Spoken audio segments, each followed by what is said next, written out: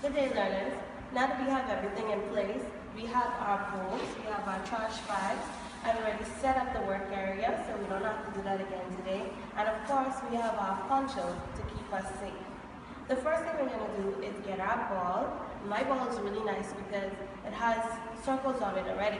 So we're going to take a marker and make a circle at the top.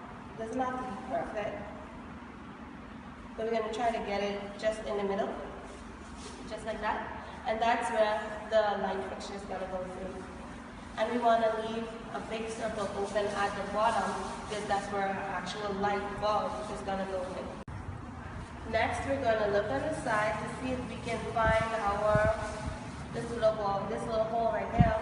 And we're going to make a few markings next to it just in case you want to use this ball again. This is where we're going to inflate and deflate the ball when we're ready to take it out of the lamp.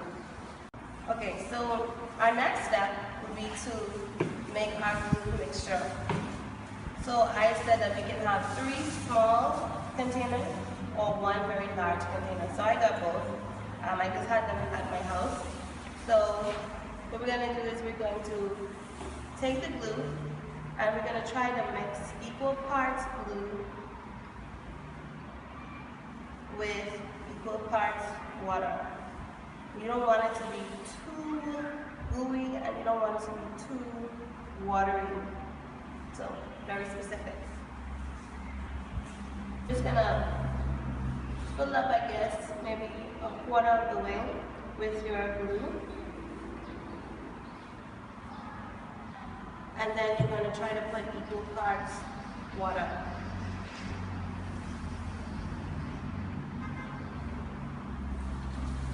And we can always make more if we run out during this process. So we're just gonna mix it around to try to get it to blend together. And like I said, we don't want it too watery, and we also don't want it to be too thick. I went to Kelly's and I got this yarn. It's actually cotton yarn. I decided not to use the hemp cord for this video because I think it's a little bit boring for this project. And I really like the purple and the green, so this is what we're doing today. So to begin, I had my ball sitting in a bowl so that if I have to go and get more glue or if I have to leave and go somewhere, it has somewhere to sit. And it's a little windy in here today, so please just bear with me and my ball. So you're going to pull a little bit of the string off, and then you're going to put the entire ball of yarn into the glue and just really soak it. You're going to make sure to get this part of your string wet too, so really get that in there. And then we're going to take our string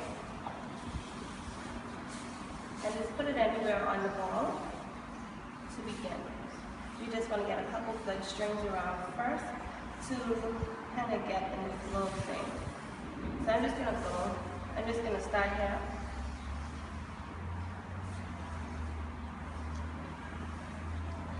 And notice I just went straight around.